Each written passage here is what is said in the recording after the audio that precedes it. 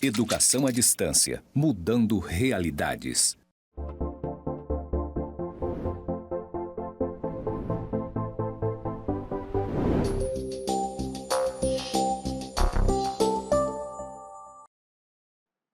Olá, pessoal. Eu sou o professor André Verdibrum, da disciplina de Direito Tributário. Esse é o meu sinal em Libras. Eu sou um homem branco, de cabelos curtos, castanhos claros, uso barba e estou vestido com uma camisa verde de mangas longas, calça jeans e sapato preto. Estou aqui no estúdio do Instituto Federal, campus Porto Velho, Zona Norte, e atrás de mim tem uma parede com pontos interconectados. À minha esquerda tem os dizeres EAD mudando realidades. Vamos lá para a nossa aula? Hoje a nossa aula é uma introdução ao sistema tributário, do ponto de vista da Constituição Federal. Vamos ver o nosso objetivo. Nós vamos analisar o direito tributário na Constituição Federal como forma de compreensão das limitações do poder de tributar. E aqui eu já quero chamar a sua atenção novamente. O foco do direito tributário é limitar a atuação estatal. O direito tributário existe para que a atividade de tributar, de cobrar impostos, taxas e demais espécies tributárias, não seja ilimitada. O nosso foco, portanto, não é exatamente o Estado. O nosso foco é o contribuinte. E você, como futuro gestor, precisa ter essa visão para entender que a sua atividade não é ilimitada e que jamais, em hipótese alguma, você vai interpretar o direito tributário sob a ótica da fazenda pública, sob a ótica do Estado, sob a ótica do fisco. O direito tributário é para o contribuinte. Evidentemente que estamos falando de uma relação entre contribuinte e Estado. Naturalmente, vamos falar sobre o Estado, especificamente sobre a administração tributária. Mas, na dúvida, a gente sempre vai resolver o caso em favor do contribuinte. Bom, sistema tributário na Constituição Federal. Primeiro, os fundamentos constitucionais da tributação no Brasil. Como eu já disse, a ideia do direito tributário é a proteção do contribuinte. As normas constitucionais, principalmente, servem como direitos fundamentais. Notem que lá nos primórdios do direito, a gente não tinha uma visão muito clara sobre limitação estatal. Pensem, por exemplo, na era absolutista, em que o rei podia inventar tributo que quisesse, da noite para o dia, cobrar, executar da forma que quisesse, ele tomava propriedade, ele invadia castelos, tomava tudo para si como forma de cobrança de tributo. À medida que a humanidade vai avançando, ela vai percebendo que o contribuinte precisa de uma previsibilidade. O contribuinte precisa garantir os seus limites sobre a intervenção na sua própria propriedade. Então, o direito tributário vem para dizer assim: olha, Estado, você pode sim tributar, você deve tributar, porque são os tributos que vão custear a atividade estatal, mas você tem limites. E o limite mais importante disso é a dignidade da pessoa humana, que é um fundamento da República Federativa do Brasil. E, garantida essa dignidade da pessoa humana, a gente precisa entender que a propriedade é um atributo importante, a gente precisa entender que a previsibilidade é um atributo importante. Então, o direito tributário vem se calcando nesses fundamentos até trazer um regramento muito específico, que vai estar aí nas legislações estaduais, municipais e até mesmo na federal. Temos uma estrutura normativa trazendo esses limites ao poder de tributar, especialmente a partir do artigo 145 da Constituição Federal.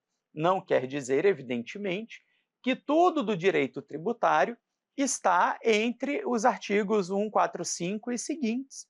Nós temos, por exemplo, lá no artigo 5º da Constituição Federal, muitos direitos e garantias fundamentais com aplicabilidade ao direito tributário. Imagine, por exemplo, que você precisa aplicar uma penalidade a um contribuinte. Evidentemente, essa penalidade só será válida se ela cumprir o devido processo tributário. Se você quiser expropriar a propriedade de alguém porque ela deve um tributo, imagine que lá para frente você vire um procurador do Estado. Olha, você não pode entrar na casa da pessoa e arrancar um ar-condicionado. Você vai ter que entrar com a execução fiscal, é o juiz quem vai determinar que um oficial de justiça tome a propriedade daquele contribuinte para a satisfação daquele tributo.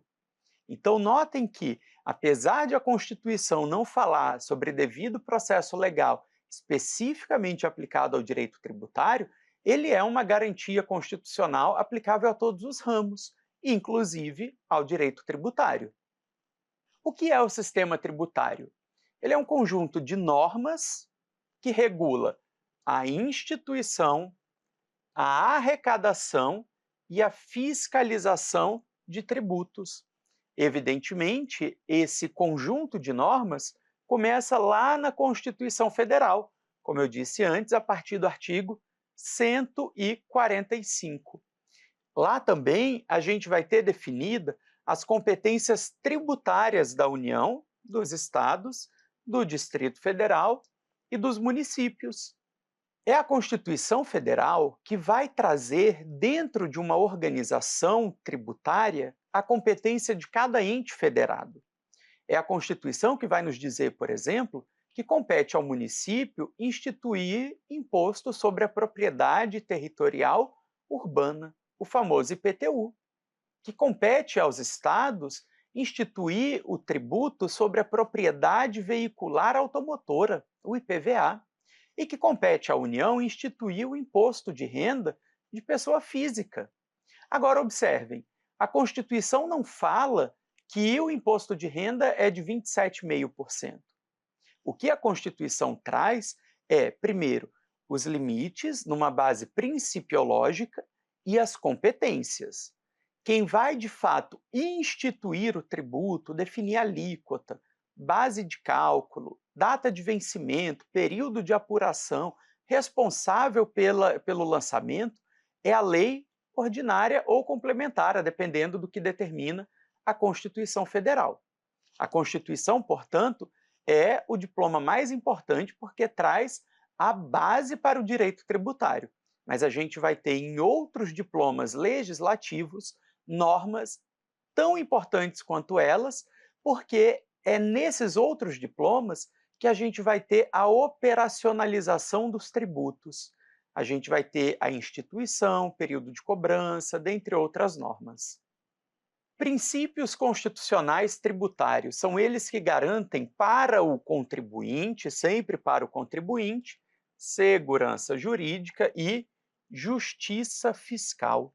Eles vão fazer isso limitando o poder de tributar do Estado e também vai fundamentar o exercício regular da tributação. Evidentemente, por estarmos falando de direito público, nós estamos diante de regras que, em fundamento, em essência, só vão permitir ao administrador fazer aquilo que esteja previsto. Primeiro princípio que a gente tem aqui, princípio da legalidade tributária, está lá no artigo 150, inciso 1º, e diz para a gente que nenhum tributo pode ser instituído ou aumentado sem lei. E aqui estamos falando de lei em sentido estrito. Como regra, esse princípio da legalidade tributária demanda de lei aprovada lá pelo Congresso Nacional, né? Se a gente estiver falando de um tributo de competência da União, tem que passar pelo Congresso, por todo o seu processo legislativo. Se estivermos falando de um tributo estadual, vai passar pela Assembleia Legislativa. Se a gente estiver falando de um tributo municipal, vai passar pela Câmara dos Vereadores. Não é uma lei em sentido amplo. Em regra, um decreto presidencial ou governamental não pode instituir ou aumentar um tributo, ok? E é justamente esse princípio da legalidade que vai proteger o contribuinte de cobranças arbitrárias, Eu não posso ter um administrador que chega na sua casa cobrando um tributo novo porque ele está apertado no orçamento. Então, se ele precisar instituir um tributo novo, ele precisa de todo o processo legislativo. Agora, uma quase exceção é a redução e extinção. Lembra que eu falei para vocês?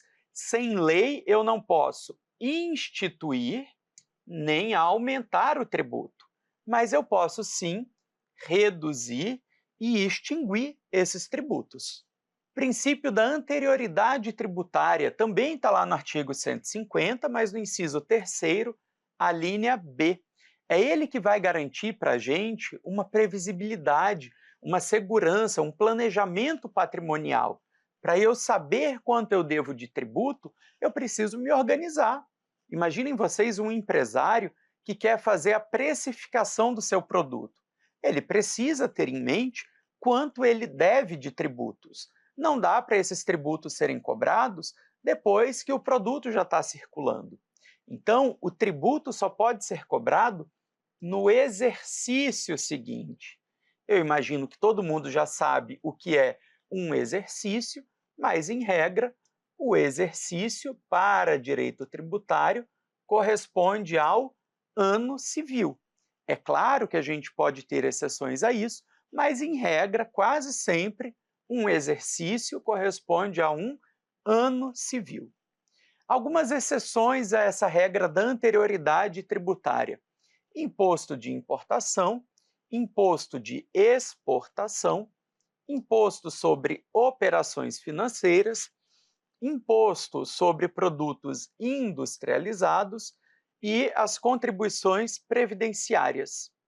Aqui eu quero chamar a atenção de vocês para a gente já ir entendendo que o tributo nem sempre serve para custear a atividade estatal. É claro que essa é a sua principal função. Por isso que a gente diz que a função fiscal principal é custear o Estado, é garantir que os serviços públicos vão ser prestados adequadamente dentro do possível. Mas alguns tributos têm outras funções. A gente vai falar de uma função extrafiscal. É o caso, por exemplo, do imposto de importação e de exportação. Vocês devem se lembrar, porque recentemente estivemos diante de uma grande polêmica em que o Brasil foi taxado pelos Estados Unidos em uma quantidade elevada, em alguns produtos chegando a 50%. Nesses casos, não significa que os Estados Unidos estavam precisando de dinheiro do imposto. Esse aumento da tributação não foi para custear as Forças Armadas dos Estados Unidos. A ideia dessa sobretaxação é extrafiscal. É garantir, por exemplo, que menos produto de fora vai ingressar no território nacional, é garantir que o produto nacional vai mais para fora. Então, cada estado, por meio de um ato de soberania mesmo, define, evidentemente dentro de uma relação diplomática e internacional muito delicada, até porque o direito internacional é regido pelo princípio da reciprocidade, foi isso que aconteceu nesse caso entre Brasil e Estados Unidos. O Brasil retaliou, ele disse: olha, se o meu produto vai ter uma sobretaxação, o seu também terá. Não porque precisávamos desse dinheiro, mas porque queríamos mostrar a nossa soberania. Notem então que esses impostos tinham uma função extrafiscal. Imaginem vocês se a lei brasileira fosse exigir do presidente da República anterioridade. O Trump teria instituído essa sobretaxação, sei lá, em 2025, e nós só poderíamos retaliar em 2026. Durante um ano, praticamente, a gente teria a possibilidade do produto brasileiro sofrer na mão do gestor norte-americano e a população nacional também sofrer por não conseguir importar aqueles produtos que precisasse. Então, um dos critérios para se definir exceções ao princípio da anterioridade é justamente possibilitar os atos de soberania tributária, permitir essa reciprocidade internacional, por exemplo.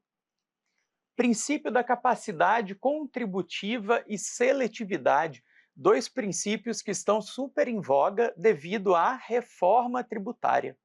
Notem, o princípio da capacidade contributiva, que está lá no artigo 145, parágrafo 1º da Constituição, traz para a gente, de uma maneira muito simples, a ideia de que quem tem mais, paga mais. Já o princípio da seletividade, lá no artigo 153, parágrafo 3º, inciso 1º, fala para a gente que bens essenciais devem ter carga tributária menor. A ideia disso tudo, pessoal, é justiça fiscal e igualdade material. Um dos objetivos da reforma tributária é justamente permitir que os mais pobres possam pagar um pouco menos de tributos do que os mais ricos. E sobre a seletividade, esses dias eu estava assistindo um videocast assim muito interessante. E aí o entrevistador questionava um ex-presidente aqui do Brasil sobre o fato da injustiça tributária que tem aqui no Brasil. E esse ex-presidente se vangloriava por ter diminuído os impostos do jet ski. Pensem comigo, do ponto de vista da justiça fiscal, quem é que merece redução de imposto? É quem pode comprar jet ski ou é quem precisa comprar a cesta básica? Percebem como que a seletividade tributária ela é fundamental para a dignidade da pessoa. Os produtos que são destinados a quem tem maior condição devem ter uma carga tributária maior para compensar aqueles produtos do dia a dia. O arroz, o feijão, o macarrão, o óleo, o sal. Pensando um pouquinho agora nas imunidades tributárias. É importante a gente entender que, em primeiro lugar, essas imunidades tributárias, elas dizem respeito a vedações absolutas a uma tributação. Tanto as imunidades quanto as isenções, que a gente vai ver a seguir, são situações em que não se cobra o imposto. Uma das diferenças entre elas é que a imunidade é uma proibição absoluta. Então vamos pensar aqui em alguns exemplos. Templos de qualquer culto, lá no artigo 150, inciso 6º, letra B. A ideia da imunidade de templos é permitir uma ampla liberdade religiosa. Se o Estado tivesse o direito de tributar os templos, ele poderia acabar dificultando o exercício da religiosidade e, com isso, intervir na liberdade religiosa, que é, como eu já disse, uma garantia fundamental, né? Na verdade, um direito fundamental previsto lá no artigo 5º, que tem tudo a ver com o direito tributário. Também são imunes à tributação os partidos políticos e os sindicatos. Notem que a nossa Constituição de 1988 ela vem para pôr fim a um período ditatorial em que os partidos políticos e sindicatos sofreram horrores na mão dos governantes. Também temos, como uma forma de estímulo à liberdade de pensamento e de expressão, a imunidade sobre os livros, jornais e periódicos previstos lá no artigo 150, inciso 6º, a linha D, que fala para a gente que os papéis destinados à produção desse material não podem ser tributados. Já as isenções são uma dispensa legal. A Constituição não traz para a gente nenhuma isenção tributária, ela traz imunidades. As isenções estão previstas em lei e vai dispensar, então, o pagamento do tributo. Notem, o tributo vai ser instituído, ele só não vai ser pago, ele só não vai ser exigido. Então, eu tenho a isenção de um tributo para um público geral, mas determinadas categorias desse grupo vai ficar isento. É concedido por lei específica, e um desses exemplos é que, em alguns municípios do Brasil, os aposentados não pagam IPTU da sua casa. Perceba, o IPTU foi instituído. Naquele município, a grande maioria da população paga IPTU. mas pensando na capacidade contributiva, o município isenta os aposentados, que normalmente têm uma perda financeira muito significativa nesse momento da vida. Trouxe aqui uma tabelinha para a gente comparar, então, essas diferenças que eu trouxe, né? Imunidade versus isenção. No aspecto da origem, a imunidade sempre será constitucional, enquanto a isenção é da lei infraconstitucional. A natureza da imunidade é de uma vedação absoluta do poder de tributar, já a isenção é uma dispensa facultativa do pagamento. O tributo existe, ele é cobrado da população em geral, mas parcelas específicas deixam de pagar.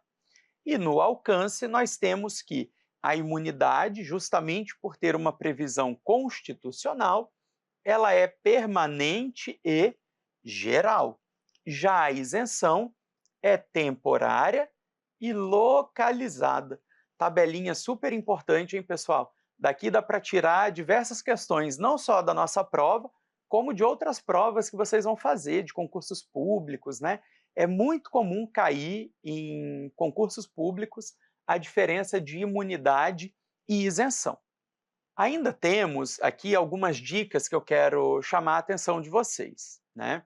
Primeiro, a gente entender que a Constituição limita e orienta a atuação tributária do Estado. Mas, como eu já disse também, o que vai efetivamente instituir e definir os critérios para o pagamento dos tributos, em regra, são as leis.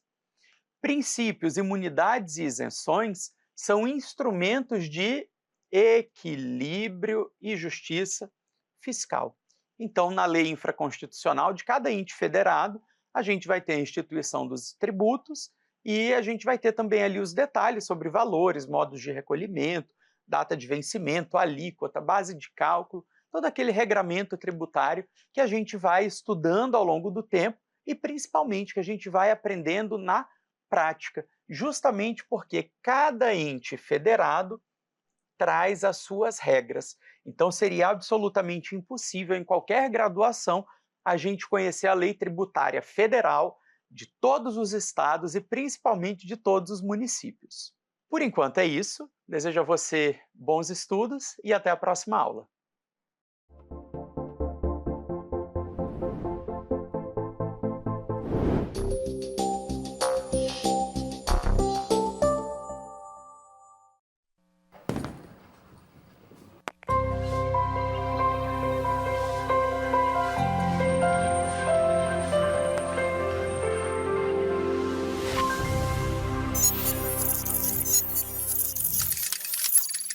Educação à distância, mudando realidades.